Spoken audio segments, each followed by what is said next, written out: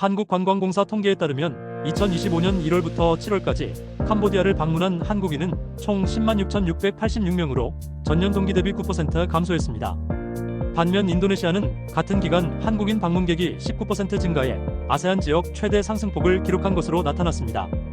고등학생들에게 실무 중심의 창업 교육을 제공하는 영파운더 런치패드가 시엠립에서 공식 출범했습니다. 이번 8주간 실시되는 교육은 미션 얼라이언스와 크메르 엔터프라이즈가 공동 후원하고 동남아시아 대학교와 엘릭스 오거나이제이션이 협력해 진행합니다. 옥스팜 캄보디아와 비정부기구 빌리지 서포트 그룹이 국경 분쟁으로 피해를 입은 주민들에게 긴급 현금 지원 프로그램을 시작했습니다. 이번 지원은 긴급 지원이 필요한 415가구 중 200가구의 가구당 $50의 현금을 지원했으며 나머지 가구는 다른 보호단체를 통해 지원받을 예정입니다. 아나톨리 보로빅 주 캄보디아 러시아 대사가 캄보디아 지뢰행동 및 피해자 지원청 제1부청장과 회담을 갖고 지뢰 제거 협력 방안을 논의했습니다. 보로빅 대사는 훈만회 총리가 제시한 2030년 지뢰 없는 캄보디아 비전을 찬사하며 내년 지뢰 제거 활동을 위한 러시아 대표단에 대한 지원청의 지원을 요청했습니다. 캄보디아 노동직업훈련부는 태국에서 귀국한 캄보디아 노동자 30만 명 이상이 국내 일자리에 성공적으로 재배치되었다고 발표했습니다. 노동부에 따르면 전체 귀환자 약 94만 명 중 70만 명에서 75만 명이 노동 가능 연령대이며 나머지 근로자들도 점차 배치될 예정입니다. 캄보디아 태국 국경 폐쇄로 인해 태국과 캄보디아 복합 생산 체계를 갖춘 일본 기업들의 물류 비용이 최대 3배까지 급등한 것으로 나타났습니다. 일본 기업들은 시아누쿠비랑을 통해 태국까지 물류 운송을 했으나 국경 폐쇄로 인한 우회 경로 이용으로 물류비가 폭등하여 사업 철수까지 고려하고 있습니다. 캄보디아의 국제공항을 통한 외국인 관광객 수가 2025년 1월부터 8월까지 188만 명에 달하며 사상 최고치를 기록했습니다. 이는 지난해 같은 기간 153만 명보다 22% 증가한 수치로 최근 공항시설을 개선하고 세계 각지의 항공 연결성을 개선한 효과로 평가됩니다. KB 프라삭은 은행이 비자와 협력해 클래식, 골드, 플래티넘 등 3가지 등급의 비자 직불 카드를 출시했습니다. 첫해 연회비는 면제되며 KB 프라삭 모바일 앱 전국 지점 영업 담당자를 통해 신청할 수 있습니다. 캄보디아 이민국이 최근 전자입국 허가 서비스를 사칭하는 이독스 온라인이라는 허위 웹사이트가 등장했다며 이용자들에게 각별한 주의를 당부했습니다. 한편 전자입국 카드 신청을 위한 공식 채널은 홈페이지와 이어라이벌 모바일 앱 2가지이며 수수료나 대행비는 일체 부과되지 않습니다. 캄보디아의 농산물 수출이 2025년 들어 가파른 성장세를 보이고 있습니다. 올해 1월부터 9월까지 캄보디아는 총 1113만 톤의 농산물을 수출해 전년 동기 대비 30.43% 증가했으며 총 수익은 약 38억 9천만 달러에 달했습니다. 캄보디아 정부가 증권산업의 구조적 도약을 위한 캄보디아 증권산업 발전 전략 2025-2035를 발표했습니다. 이번 전략은 향후 10년간 증권시장의 제도 정비, 투자 유치, 혁신상품 개발을 종합적으로 추진하는 정부 로드맵으로 경제성장의 핵심 동력으로 증권시장을 육성한다는 목표를 담고 있습니다. 올해 1월부터 9월까지 캄보디아 신규 신탁이 458건, 약 3억 8,500만 달러에 달하는 것으로 나타났습니다. 특히 올해 4개 상업은행의 증권보관 수탁업인가, 3개 기업의 증권운용사 면허, 6명의 개인 증권운용사 등록을 승인하는 등 신뢰성 확보를 위한 제도권 편입을 가속화하고 있습니다.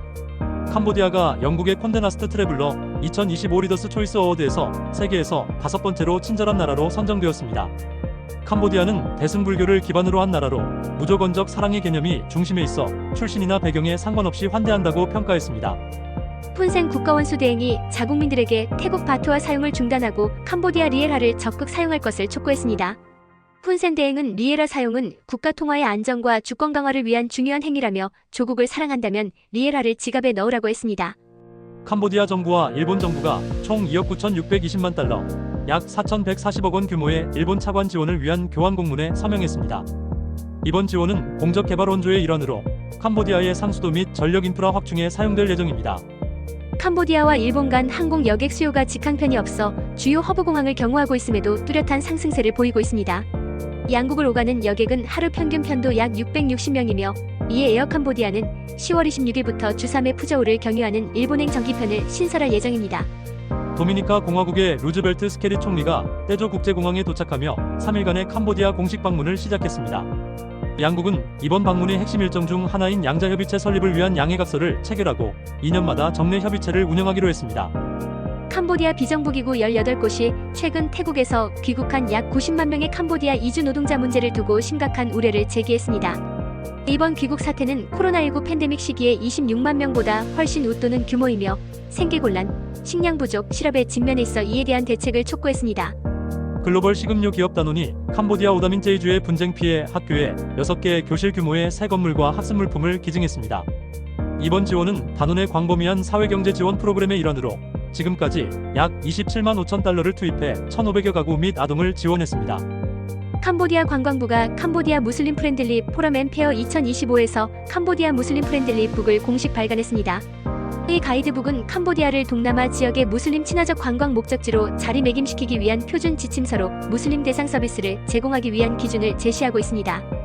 캄보디아 정부 대표단이 미국 워싱턴 DC를 방문해 양국 간 무역 협력 강화를 위한 고위급 회담을 가졌습니다.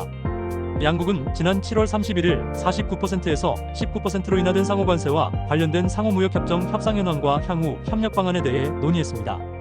캄보디아 상공회의소가 베트남 호찌민시에서 열리는 베트남 캄보디아 비즈니스 포럼 2025의 CCC 회장 등 공식 대표단을 파견했습니다.